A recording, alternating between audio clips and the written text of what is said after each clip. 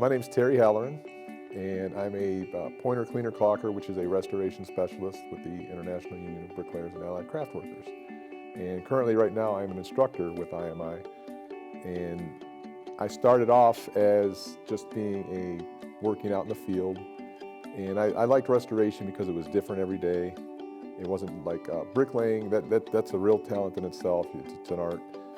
But I like the other aspect. The restoration is more artistic stuff, recognizing where the problems are and trying to fix them that way. And I was attracted to that. Restoration, I started off just being like anybody on the wall, and I grew. A lot of the restoration stuff, it's artistic. We get to work with yaw and mortar and so forth. Like if statues are missing faces and so forth, we can rebuild them, try to make them look the same, or other unique structures that are on the building. I'm more into finding why the damage happened, what we can do to prevent it. Like caulking, we do a lot of caulking. That's an art in itself. I just like that, being able to fix the buildings, the old buildings. I take pride in the old structures, the way they were built, and trying to restore them the way they were. I chose my career when I started out doing this right out of high school, and later on I decided I wanted to change, and I actually went to school. I was down in Florida, I went to school, and I was recruited by a pharmaceutical company, and I worked for them for 6 years as a pharmaceutical rep, believe it or not. And I ended up moving back to Ohio because of a family illness, and I just, things were different up here, and I just went back into the bricklaying because I was comfortable with that, and I just stayed with it. I've been back in now consistently now for the last 21 years, and I just love it. I like heights. Our job, we work a lot with heights, and I actually started skydiving when I was 16 years old, so I've always loved heights, and I'm just stuck with it. And you know, I love climbing flag poles and stuff like that. I just like doing that stuff. Typical day out in the field is you have to get to work on time, preferably early. It's better to be early than be on time. Ready to go for the day, and you start working, and just depending on what the job is that you're on, it's different every year. A lot of it might be tuck pointing one year, a lot of it might be patching one year, might be replacing brick and lentils. It's different every year with PCs. It's not always the same thing. So just throughout the day, it's weather related. So if there's bad weather, you know, you can't work. Sometimes you can work. It depends on what job you're on. Just work with your crew all day. Start at 7, off at 3:30, like any other, you know, particular job. And I think the hardest part is fighting the traffic sometimes.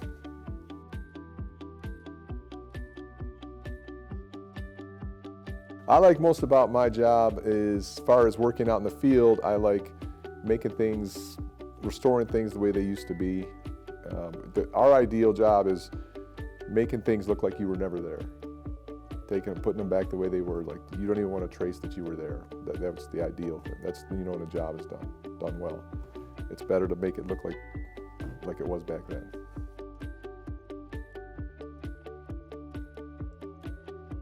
You go through the 4 years of apprenticeship, and we do concentrate on math and other things related to the trade in the apprenticeship, in the classroom time.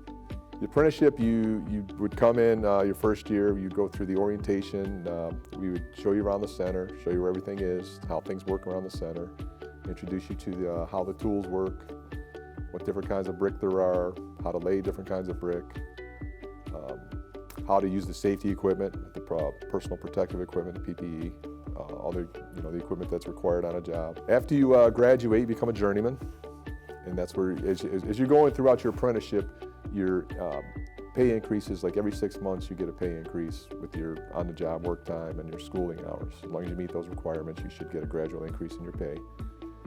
And by the time you graduate your 4th year, if you've had all your related instruction and your field time, you should make journeyman scale, which is pretty decent money. You can make a good living doing this.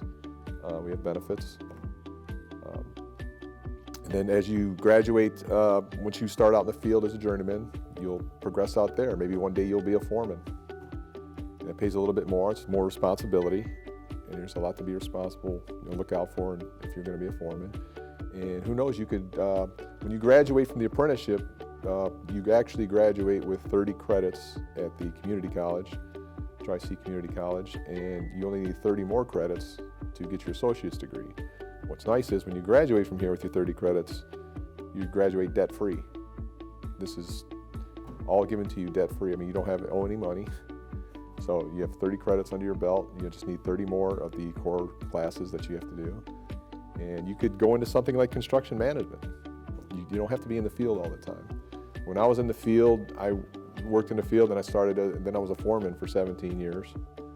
And I just progressed from there. I actually did a lot of inspections with engineers on buildings. So that's most of my time was spent with engineers doing inspections and so forth. And then when this job came available, I saw it was available, I applied for it and I got it, and I love it. It's nice to be able to pass what I know on to apprentices, and I teach them to take pride in their work. I mean, I was always taught to take pride in what you do and do it right. And I try to pass that on to them.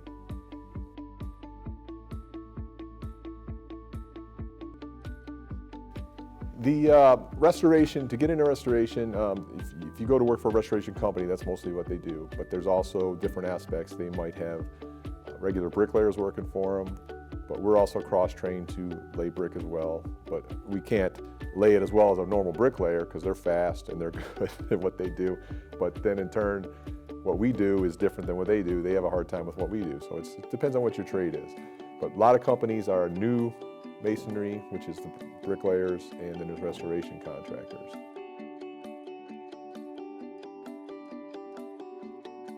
You got to have the drive in yourself, I think. I mean, that's what it is. I've always, like I said, always tried to be the best at what I did. And you have to want to do it. I mean, this isn't just a job for me to show up like, oh, I got to go to work. I enjoy going to work. I enjoy doing the work I do. I really do. And like I said, heights, I'm a thrill seeker. I love it. Oh, I have fun every day with my job. I mean, some jobs, it's like you have good days and bad days, but I'd say most of the time I've been on jobs. I was on one job for 5 years, and I never laughed so hard in my life. I had such a good time with my crew. We had a lot of fun at it. And but yeah, I do enjoy my job. Like I said, I enjoy the artistic value that we use to get the projects done.